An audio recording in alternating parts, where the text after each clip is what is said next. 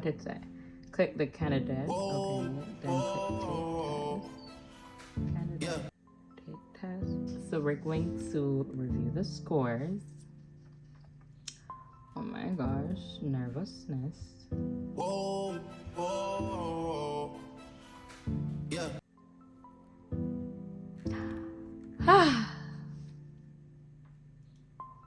I passed. I passed. I'm so happy. Yeah. So happy. Sometimes we laugh, sometimes we cry, but I guess you know now. Baby. I passed. I took a half and she took the whole thing. Slow down. Baby. This is for the school section. Hand washing, measure and record pulse, range of motion, elbow and wrist, partial bed pack, and index. That's all of these sizes. You can't even pay me enough to react. Waking up in the crib, sometimes I don't even know why I'm section of what I was graded for, and then this is the score, so the total, and then how many I got correct. So 10, 10, 11, 10, 10, 9, 12, 12, 7, 7. Hey you guys, welcome back to my channel. If you are new here, hello, welcome. My name is Zorian. Today I'm going to be sharing with you my CNA school journey, as well as giving you guys some tips on how to prepare for your program and to pass the state board exam. I'll also be sharing with you guys my passing grades and my reaction when I was checking my results and stuff like that. So it's gonna be like a little story time on how my journey went, and I will also be sharing with you guys my tips on how I passed and what I did and what the whole process was like for me. Okay, so I know it's either one of two things why you clicked on this video. It's either you are trying to get prepared for your CNA program, or you just want to support me no matter what I do. Whichever one it is, I thank you so much, and I hope that you will be entertained and informed at the end of this video. Okay, so let's just hop right into the whole thing. All right, so I'm going to be looking down because I do have my little trusty notepad. It's right here, and I did make a few notes so that I wouldn't miss anything. The first category is going to be preparing for the CNA program. Now, the first thing I would want to encourage you guys is to start preparing for the program immediately, like start ASAP. And what I mean by starting ASAP is upon registration, you're going to be getting your medical report that you're supposed to submit during the course of the program and stuff like that. You're going to be given your textbook, I believe, and so forth. Oh my gosh, I'm such a bad recorder. Hold on. Okay, so make sure that you guys do thorough research on your schooling. Okay, so this is where you're gonna read your reviews, you're gonna check the distance, you're gonna check the time of the program, all of that, what it has to offer, the whole package, the pricing, the requirements, etc., etc. So do your thorough research of the school that you want to get into and see if it's going to match with your schedule or just your, your life in general. All right. And I'm this type of person, I would read reviews, but I still would go to get the experience for myself. So if it's a case where I notice that there's like 10 person saying nay, don't go there, then I'm not going to go. But if it's a case where I see like a 1 or 2 comment that it's like, I had a negative experience, etc., then I would give it a try, especially if it's something that is going to be working within my, schedule and my budget and stuff like that, then I'll give it a try. But research it, get to know the school a little bit more, look on their passing grades, stuff like that, check it out to see what else it has to offer, and yeah, read the reviews. I'd say read the reviews, check the passing grades, and check what kind of programs it has to offer. Okay, so just research the choice of your school and to make sure that you're comfortable with it, and yeah, that's what I did. The second tip when it comes on to preparing for the program is, I would say you're going to be given your textbook and some other documents that you're going to be needing to take in with you, like your immunization records, etc. Just make sure you stay on top of things when it comes on to that. So on the first day of registration, I would urge you guys to take that medical form book an appointment with your doctor to get that scheduled and done. Because let me tell you something. You see, when you start going to the classes, you're not going to have the time to go and do a medical exam or get an appointment and stuff like that. Trust me, it's going to become very difficult. I've seen it twice in my HHA group and my CNA group. Everyone was scrambling, trying to fit in times with their jobs, trying to get time off from work, trying to get an appointment. You know, the doctors submitted wrong information. They put 2022 when they should have put 2023. They had to reschedule the whole medical examination all over again just because of those simple errors. But if you wait till last minute, you're going to be in that kind of situation. So I'd urge you guys to make sure that upon registration, you get all of those things that you can get out of the way from then. Yeah, that's what I did. So my first day, she gave me my medical form. I was like, thank you so much. Called my doctor right away, and I booked an appointment to get that done. And I took that medical report on the first day of class.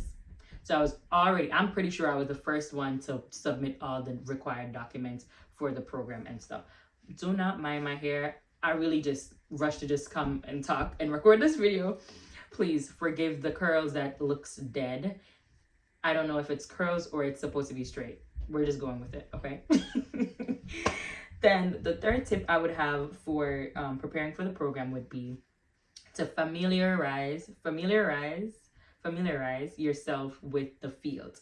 Now, what I mean by this, make sure that you have an idea of what you're getting yourself into the right way. So what I did, I started watching a lot of YouTube videos. So if you're here to educate yourself, then that's exactly what I did. I started obsessing with the field so I could be aware and informed of what I'm getting myself into, the do's and don'ts. So make sure that you are watching the videos, especially if you are just new to the whole healthcare thing. You want to make sure that you know what it is that you're supposed to be doing as a CNA, things that you are not supposed to be doing as a CNA, and the salary. Just learn things about what you're gonna do. Don't just wait until the class for you to just get all your information. Try to make sure that you know stuff before, so when your professor is talking, you could give your 2 cents on whatever is going on in the class. You could just, fill in, and you won't be like, I didn't know that. You get what I'm saying? Like, just make sure that you are up to speed and up to par with everyone else.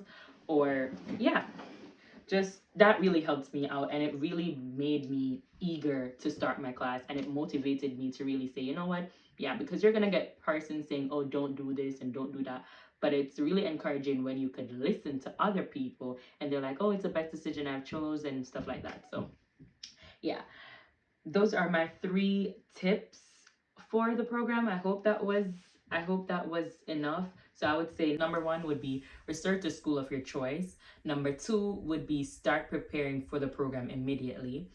And number 3 would be familiarize yourself with the field.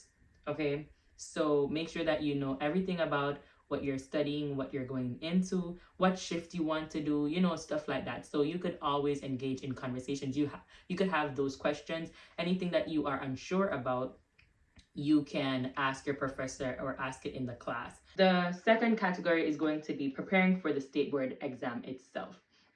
Now, the tips I would say is to read ahead. So it would be basically like when I said start ASAP in my category number 1, I'm going to tell you to read ahead now for this category. And what I mean by this is when you get your book, your textbook, on the day of registration, I started testing myself as if I was going to be getting a test on the first day of school. You want to make sure that you are in the know with everything in the text. You want to make sure that you refresh your memory, because this is not going to be let's go children, 1, 2, 3. No, they're going through the stuff with you like this. It's either you're on the train or you're on the tracks. Like, they're not waiting for you. So you have to make sure that you are up to speed, up to par with everything, and that you are pulling your own weight. Because honestly, I know a lot of persons are going to be like, I'm paying my money, so they should teach me. Yeah, but you're not too. You get what I'm saying? So you have to pull your own weight, and you have to make sure that you are studying on your own. You only go to the class basically to ask questions and to sit your test. Really and truly, if the professor is nice enough, then they will teach you by elaborating certain things, which mine did. He did elaborate on the topics when we read the book. So if you watched my last video, which was what is in my CNA bag or just my CNA haul, I would have shown you guys my textbook. But for those who haven't gotten a chance to watch it, then this is what my textbook looked like. This is what we used. Forgive me if the tape there, trust me, it has been through a lot. Okay, so this is what the book looked like. All right, yeah, and trust me, I started reading this the very first day. I was so excited. I was just like, oh my gosh. So I was ahead of the game, right? And then that way when you get your test, it's not going to be hard for you because you're going to remember what you have studied, which is going to link to my second tip. That is going to be study to learn and not to pass. Yeah, what I mean by this is you're not going to be studying your test just because you're not going to be studying just because you have a test or studying to pass the test. You want to make sure that when you are studying, you're remembering what you're studying and you're understanding the concept. You get what I'm saying? Like study to teach, study to learn so you could teach someone else. So trust me, if you were to ask me a question or about a topic, I will be able to go on and on and on and on and on and on about it. So you have to make sure that you are not just studying because you need to do a multiple choice test tomorrow, but make sure that you know how to use it and apply it in the real world, you know? Yes. I should have gotten some lashes. My face look a bit bland. But I was just lazy. I was just lazy to just come on camera. You know those times when you don't really want to record, but you have to because that's your job? That's me right now. So, don't mind how I look. I'm okay, or I'm trying to be okay. Mind you, this video was supposed to be out from the ending of October and we're in November. So ciao. Okay, what else was I about to say? So study to learn, not to pass. And yeah, you should be good. You should be good once you are studying to learn the material. You know, you're not going to be swatting. You're not going to be cramming everything in. You give yourself enough time to study so that it will be absorbed in your brain and you repeat the information when you're studying. Yeah, so when I'm studying, I study out loud. I study to teach people. So I'll be talking in the bathroom about something that I've read in a chapter. I'll share it with my boyfriend if he wants to listen, you know, even if he's not understanding what I'm saying, I'm teaching him, like, you better get this information, okay? I'm teaching people who have no idea about what I'm doing and they just listen. Or I'm talking to myself, like what I always do. It's nothing new. So just say it out loud. Don't just read like this. It's not going to work. You have to read and say it out loud. Read until you can really understand what you're saying. That's how I studied. The third tip would be do practice questions online, and even the ones in the books or so. Do whatever makes you comfortable, but practice the practice questions. You get what I'm saying? It would be like math. That's how I studied for pretty much all my exams during the course of my life. I do practice tests because what better way to pass a test is to actually practice something similar to the test. You get what I'm saying? Like, you could read the content all you want, but if it's not going to be structured a certain way, how are you going to apply yourself to it? You get what I'm saying? So you have to know how to practice what you're going to be given. So that way you could pace yourself, you could work within the 90 minutes time, because if you don't know, the test is 60 questions and it's 90 minutes long. So you can't be spending 3, 4, 5 minutes on one question because you're not going to have enough time to do all 60 and then review everything else, right? So do your practice questions. They are online, so don't let the internet rob you. You take advantage of the internet. Research CNA practice test questions and you're going to see a lot of them pop up. Some of them vary with the states though. So I was told not to research on YouTube because I was in a different state and most times the questions are different. So you might want to make sure that you pay attention to that. If your professor is telling you, oh, do not use any site, then you just listen to what they are saying. But I was using All Healthcare Careers. I was using Prometrics. I was using a lot of things on the internet. I can't even remember off the top of my head right now, but you will see them online. Okay, I also went ahead and purchased this book off of Amazon. This was really good as well. This is what I used as well. the practice question test exam. Yeah, exam test prep 2023 to 2024. It has the questions in the back of them. It's worth the money. Trust me, it's worth the money. We had the answers in we had the answers in the back. We had the abbreviations. We had the explanations of the questions, stuff like that. So it was really a good purchase, and it was like probably $20 or less. It's a good book to have. All right. This is going to be now like categorizing for the exam itself. So on the day of the exam, you want to make sure that you read and then you try to answer the questions before even looking on the selections. You get what I'm saying? So when you read a question, for example, I could use the book. Okay. So this question is, what is the primary purpose of using bed rails for a patient? A, to prevent falls. B, to restrict patient movement. C, to promote bed rest. D, to enhance patient comfort, right? So you would probably, before trying to read through the questions, you would have been like, you would have known the text, the information from the text, and you're going to be like, okay, it's prohibited to have bed rails up. So it definitely can't be, it can't be selection B, which is to restrict patient's movement, or, you know, to enhance patient comfort, because it's prohibited. So it has to be something of either A or C. And then that is going to go on to my next tip, which is to eliminate the selections as best as possible. So you want to make sure that when you're doing your tests, you don't read through all the questions as a possibility. You get what I'm trying to say? Like, you read them because they're there, but then you read it and know that you're going to be looking for the two top answers immediately. So as you read the question, you're going to be like, okay, definitely not that, definitely not this. You narrow it down to the two, and then you apply your knowledge in order to find the answer. So the answer for that question was A, to prevent falls. Okay, right? That's the only reason why you would need to have the bed rail up. And bed rails are only placed in order by the patient's physician. So you're not supposed to be like, oh, I'm not gonna allow you to fall, so boom, let me put the red. No, you have to only notice that order on the advanced care or the plan of care. I'm sorry. So you're gonna only notice that on the plan of care, and that is gonna be only granted by the doctor. Okay.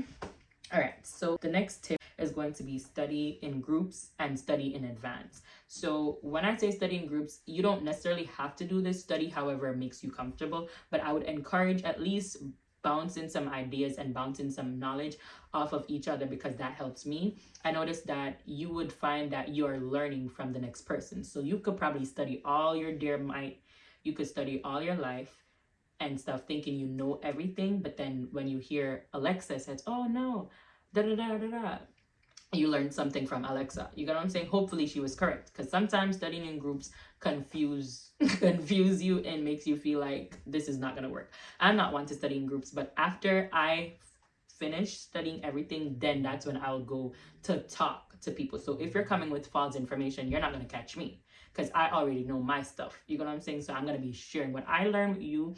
And if you know your stuff, then I'll listen to what you're saying, you know, and then they could probably put you onto another link or a practice question that, you know, you've probably never seen. So studying groups has its pros and cons. So just be careful how you go about doing that.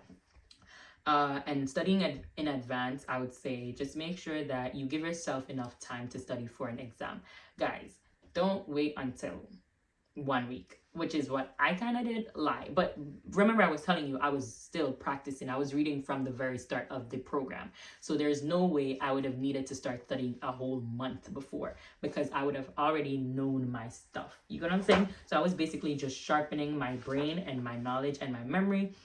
And yeah, so give yourself enough time for the exam. Usually they are going to tell you the dates of when your exam is going to be, so you could always request the time off from work and stuff like that. On the day of the exam, do not linger on one unsure question. So if it's a case where you stumble on something, don't sit there and try to figure it out. The time is going. You have no time to fail over one question. You get what I'm trying to say? Or two or three. However there are that you aren't sure about, don't ever sit there and try to make it makes sense. Like, pass it. And if you read the question and it's like you absolutely don't know what it's talking about, instantly press the skip button and go on. Because once you start doing the questions, you're gonna remember everything. Everything is gonna start coming back to your memory like this. You get what I'm saying? But if you sit there and panic, you're just gonna work yourself up and just waste time. And by the time you know it, it's gonna be the end of the exam and you're gonna fail. So you don't want to do that. Okay? We don't want that over there. So that's what I did. I personally, the exam was pretty easy for me. Okay? So I'm gonna share my experience after. I know it's quite long, but I'm still going to go ahead and try to wrap up everything all together. But I think that's it for my tips. I hope those were helpful for you guys. Try them and let me know how much they work for you. And if you have any tips, guys, leave them in the comments so that whoever is practicing and studying, they can have them for future use. Okay, but let me just go on to my whole CNA school experience. So I started in August, I believe. Yeah, I started in August and the class ended in October. So that was like probably 2 months, roughly 2 months.